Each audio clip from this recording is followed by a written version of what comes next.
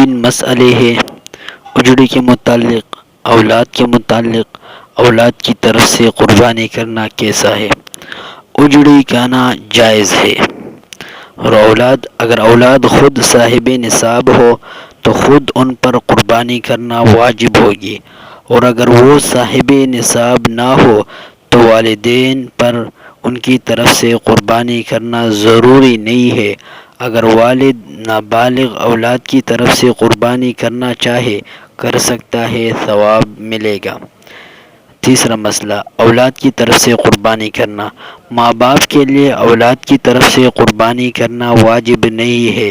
مثلاً کسی کی اولاد میں 10 افراد ہیں اور سب ایک ساتھ رہتے ہیں، باپ کی زندگی میں صرف باپ پر قربانی واجب ہوگی، یعنی اپنے نام سے قربانی کرے گا، اولاد کے نام سے نہیں۔ اگر اولاد بالغ ہے اور سب مالدار صاحب نصاب ہے تو اس صورت میں ہر ایک پر ضروری ہوگا کہ ایک ایک حصہ قربانی کرے۔ اگر باپ اولاد کی طرف سے اولاد کی اجازت سے ان کی قربانی کرے گا تو ان کی قربانی بھی ادا ہو جائے گی اور والد کو ثواب بھی ملے گا۔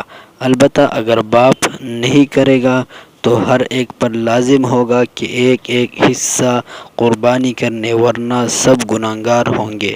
اگر اولاد نابالغ ہے تو ان پر قربانی واجب نہیں ہے۔ اگر اولاد نابالغ ہے تو ان پر قربانی واجب نہیں ہے۔